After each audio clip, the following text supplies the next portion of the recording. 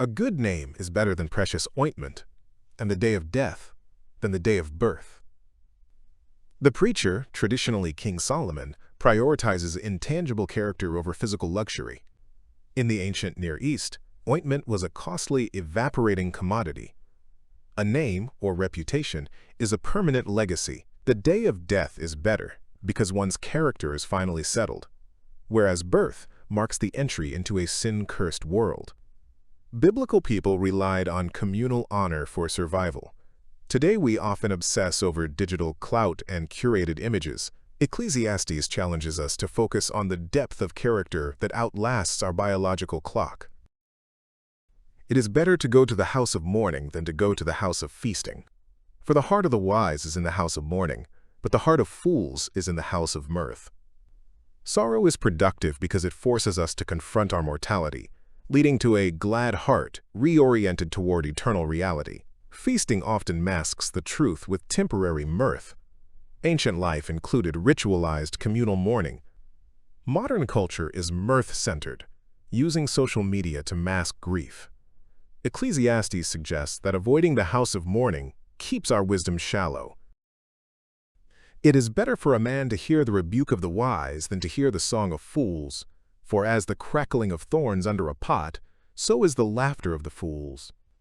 A fool's laughter provides no lasting heat or substance, much like dry thorns burning quickly under a pot. A wise rebuke, though sharp, provides actual correction and character building. Today's information age is filled with viral noise, shallow entertainment that distracts but does not sustain. The preacher invites us to seek the sharp but life-giving truth of correction instead. Surely oppression drives the wise into madness, and a bribe corrupts the heart. Better is the end of a thing than its beginning. Be not quick in your spirit to become angry, for anger lodges in the heart of fools. Power and bribes can corrupt even the wise. Patience is superior to pride because it focuses on the fulfillment of a work rather than the initial impulsive spirit. Anger is described as nesting or lodging in a fool's heart. Biblical life was often disrupted by the reckless abuse of political power. Today, we face a fast-paced world that rewards instant reaction. Ecclesiastes calls for patient endurance over impulsive outrage.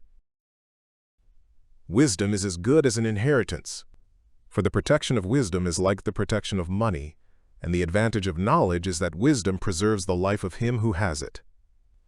Both wisdom and money provide shade or shelter from the discomforts of life. However, wisdom is preeminent because it can preserve life itself, whereas money eventually fails. Ancient people relied on herds and silver. We rely on portfolios and real estate. Both eras discover that financial defense cannot provide the spiritual preservation found in true wisdom. Consider the work of God. Who can make straight what he has made crooked? In the day of prosperity be joyful, and in the day of adversity consider. Humanity lacks the power to fix what God has ordained to be bent or frustrating. We are meant to accept both joy and hardship, with humility, recognizing that God has balanced the two, so we cannot predict the future. Modern man believes technology can master time and the environment. Ecclesiastes counters this hubris, pointing us to a God whose ways are inscrutable. Be not overly righteous, and do not make yourself too wise. Be not overly wicked, neither be a fool, for the one who fears God shall come out from both of them. This is a call to moderation and the fear of God. Performative virtue leads to pride and self-destruction, while excessive wickedness leads to a premature end. We see this today in virtue signaling on one side and blatant nihilism on the other. The preacher's solution is a life centered on holy reverence rather than self-defined extremes.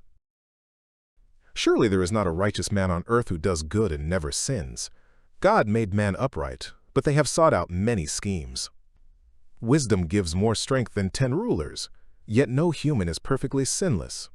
Solomon describes his exhaustive search for uprightness, concluding that although God created humanity straight, we have wandered into countless deviations and schemes. We often seek saviors in leaders or ideologies. Ecclesiastes brings us back to the fundamental fallenness of the human heart, pointing us toward the only foundation that lasts, fearing God and keeping his commandments. Subscribe and join us for the next video, based on Ecclesiastes chapter 8.